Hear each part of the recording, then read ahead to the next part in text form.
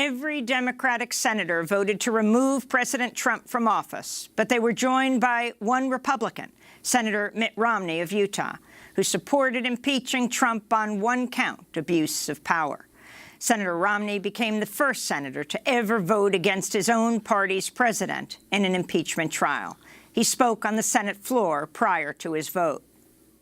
The allegations made in the articles of impeachment are very serious. As a senator juror, I swore an oath before God to exercise impartial justice. I am profoundly religious. My faith is at the heart of who I am. Romney chokes up.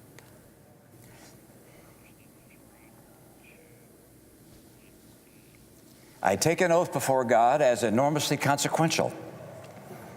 I knew from the outset that being tasked with judging the president, the leader of my own party, would be the most difficult decision I have ever faced. I was not wrong. Senator Mitt Romney went on to describe how he came to his decision. So the verdict is ours to render under our Constitution. The people will judge us for how well and faithfully we fulfill our duty. The grave question the Constitution tasks senators to answer is whether the president committed an act so extreme and egregious that it rises to the level of a high crime and misdemeanor. Yes, he did. The president asked a foreign government to investigate his political rival. The president withheld vital military funds from that government to press it to do so. The president delayed funds for an American ally at war with Russian invaders. The president's purpose was personal and political. Accordingly, the president is guilty of an appalling abuse of public trust. What he did was not perfect.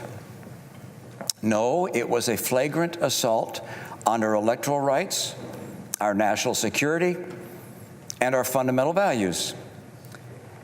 Corrupting an election to keep oneself in office is perhaps the most abusive and destructive violation of one's oath of office that I can imagine. President Trump responded on Twitter by hailing the acquittal vote as, quote, the country's victory, and described the impeachment effort as a hoax. He also tweeted a video claiming Mitt Romney was a secret Democratic asset. Donald Trump Jr. called for Romney to be expelled from the Republican Party. While the impeachment trial is over, the probe of President Trump's actions could continue. On Wednesday, House Judiciary Chair Jerry Nadler said the House will likely subpoena former National Security Advisor John Bolton. To talk more about President Trump's acquittal, we're joined by Manisha Sinha, professor of American history at University of Connecticut, fellow at the Radcliffe Institute at Harvard University, author of The Slave's Cause, A History of Abolition. Professor Sinha, welcome back to Democracy Now! First, respond to the acquittal. This was a historic day, only the third time in U.S. history a Senate impeachment trial was held. Yes, indeed it was. Trump may think of this as, having escaped, being acquitted, even though he remains impeached by the House. I do think, though, despite the acquittal, that the whiff of illegitimacy that has always been around this president ever since his election, the largest popular vote loss, accusations of Russian meddling, squeaking into the office through the Electoral College, demeaning the office by his behavior, flouting the rule of law. What I think is that this impeachment, despite the acquittal, reinforces that air of illegitimacy around Trump, no matter how much he has been grandstanding in the State of the Union and the ways in which an overwhelming majority of the Senate GOP has basically given him a blank check to do anything he wants. And Professor Sinha, if you could talk about the significance of Mitt Romney voting against his party. He was the first senator to do so in an impeachment trial. I do think that Mitt Romney is a true profile in courage. Mike Pence and the Republicans have been hailing a corrupt Republican senator from the 19th century who was bribed into acquitting Johnson as a profile in courage. But really, it was Mitt Romney. I do not agree with Senator Romney's politics. As a resident of Massachusetts, I regularly voted against him, even though he was very popular.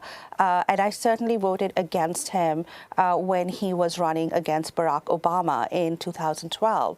But his speech yesterday struck me as historic, both in the ways in which he evoked his oath of office to the Constitution, but also the ways in which he evoked his Mormon faith, his religiosity, as moving him to do the right thing. As a historian of abolition, I also appreciated that. I do think that Mitt Romney will be looked on very kindly by history, and I think it is mind-boggling that Trump called him a Democratic asset. I mean, this man was the Republican presidential candidate in 2012. It just goes to show how much of its political and moral mooring the current GOP and its leader, Trump, in the White House has lost. I'd like to turn